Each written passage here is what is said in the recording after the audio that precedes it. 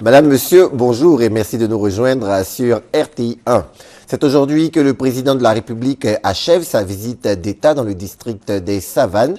Un meeting est prévu tout à l'heure au stade municipal de Korogo. Il sera suivi d'une conférence de presse au cours de laquelle le président Alassane Ouattara fera le bilan de sa tournée. Hier, le chef de l'État était à Ferkessédougou et Dikodougou. Paix, réconciliation, union pour la reconstruction et le développement de la Côte d'Ivoire. C'est le message à lancer aux populations.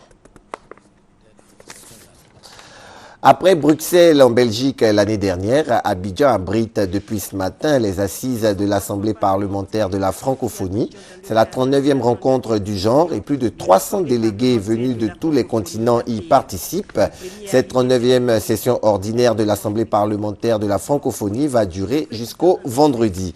Et en marge des travaux, le Parlement des jeunes francophones tient son 6e sommet ici aussi à Abidjan. Les travaux de la 55e session du comité des ministres de l'ASECNA ont pris fin le week-end dernier à Yamoussoukro. La présidence du comité a été confiée à la Côte d'Ivoire. Le président sortant, le ministre bissau-guinéen, a donc passé le flambeau au ministre ivoirien des Transports. Cette marque de confiance pourrait servir à la Côte d'Ivoire dans le processus de certification de l'aéroport Félix Houphouët-Boigny d'Abidjan-Port-Boué. Dans l'intention de permettre aux populations de respirer de l'air pur, l'ONG Gaïa a initié une opération de planting d'arbres dans le village d'Akwedo. C'était au mois de novembre dernier. 9 mois après, l'ONG a tenu à présenter cette œuvre aux populations. On suit le reportage d'Herman Niamia. 2,5 km de teck plantés entre le village d'Akwedo et la décharge du district d'Abidjan. L'initiative est de l'ONG Gaïa. À travers cette œuvre, elle entend contribuer à offrir de l'air respirable aux populations d'Akwedo. Nous l'avons planté dans le but de protéger un peu la population d'Akwedo de la décharge. Les arbres captent un peu le CO2 et puis le matin redonnent un peu d'oxygène. Donc ça va permettre de capter un peu le CO2, toutes ces odeurs qui sont de la décharge, pour redonner un peu d'oxygène à cette population pour qu'ils puissent respirer un peu de l'air pur. Outre l'air pur qu'elle offre aux populations, l'ONG Gaïa veut contribuer aux opérations de reboisement.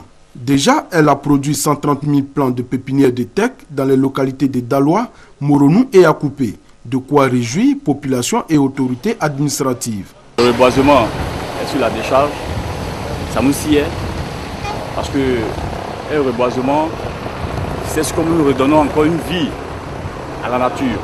Le district d'Abidjan encourage toutes les initiatives qui vont dans le sens de l'amélioration du cadre de vie de nos populations. L'ONG Gaïa est une organisation qui œuvre pour la sauvegarde de l'environnement et le développement durable.